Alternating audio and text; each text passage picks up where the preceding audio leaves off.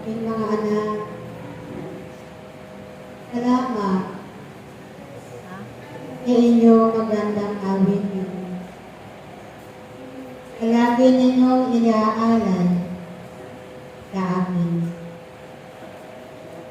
Tunay na walang hanggan ang kagalakan ng aking puso, aking mga anak.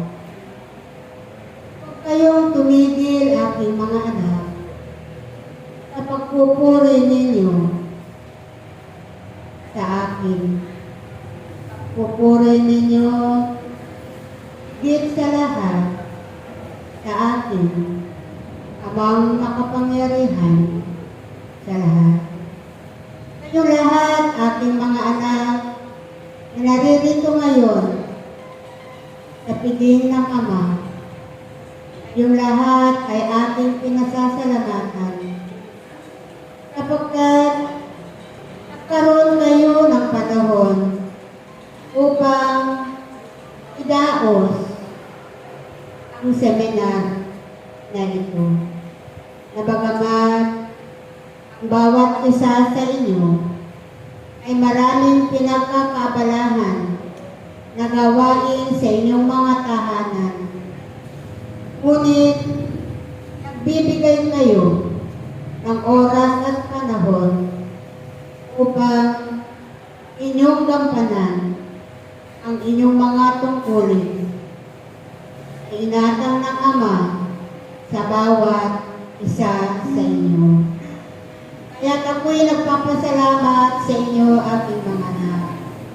Nawa aking mga anak ay patuloy kayong magdala ng mga tupa na iaalay ninyo sa aking Ama. Ito ang lubos na kinagigiliwan ng aking Ama, na isa man ang magbalik loob sa Ama, ay libo-libong anghel ang nagdiriwang sa kanyang kaharian.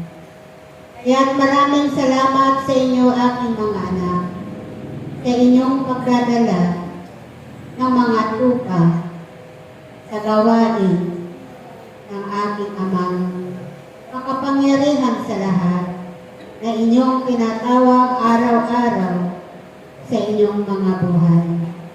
Aking mga anak, huwag kayong mag-alala sapagkat ang bawat isa sa inyo na nagdala ng tupa sa harapan ng aking Ama ay kanya itong ibabalik sa inyo ng pagpapala, siksik, liglig at umaapaw na biyaya. Walang hanggang pasasalamat ang ibinibigay ko sa inyo, aking mga anak, sapagkat ang gawain na ito ay muling nagtagumpay ang Ama sa pagbibigay sa inyo ng pagkakataon na maidaos ang seminar na ito. Salamat sa inyo, aking mga anak, sa inyong pagsasakripisyo. Salamat sa inyo, aking mga anak, sa inyong pag-aalay ng inyong mga oras at panahon, sa inyong pagpapagal, aking mga anak. Kaya aking mga anak, sa lahat ng mga ginawa ninyong kabutihan, ay ibabalik sa inyo ng aking Amang makapangyarihan sa lahat. Salamat sa inyong lahat na patuloy na gumaganap mga tungkulin na iniaatang ng aking Ama sa bawat isa sa inyo. Patuloy ninyong gamitin, aking mga anak, ang mga regalo na pinagkaloob sa inyo ng aking Ama. Sapagkat yan, magiging sandata ninyo sa inyong paglilingkod sa Diyos na makapangyarihan sa lahat. Yan ang magiging sandata ninyo sa lahat ng oras sa inyong paglilingkod, aking mga anak. Kaya Ama, sa oras na ito, ay sinasabi ko sa inyo ng lahat ng inyong mga ginagawang ito ay babalik sa inyo ng aking Ama. Tatanggapin ninyo, aking mga anak, ang ipinangako ng aking Ama sa bawat isa sa inyo. Tatanggapin nyo at hindi na magtatagal, aking mga anak.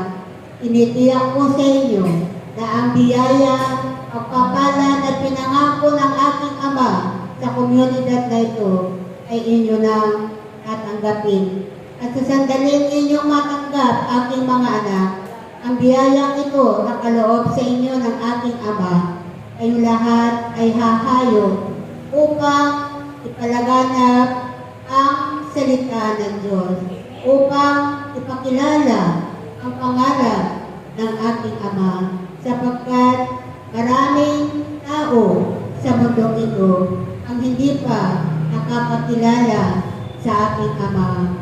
Maraming tao sa mundong ito ang hindi pa nakakaalam kung ano ang pangalan ng Diyos na kanilang tinatawag.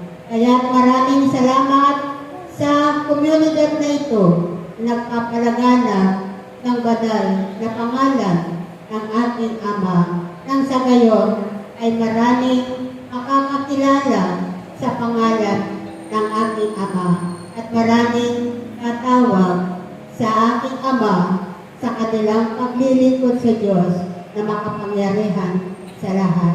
Salamat sa inyo, aking mga anak, at tanggapin ninyo, aking mga anak, ang aking walang hanggang pasasalamat, at tanggapin ninyo ang aking pag-ibig at sumainyo lahat, aking mga anak, ang kapayapaan na kaloob ng aking Amang makapangyarihan sa lahat. Salamat sa iyo lahat, aking mga anak.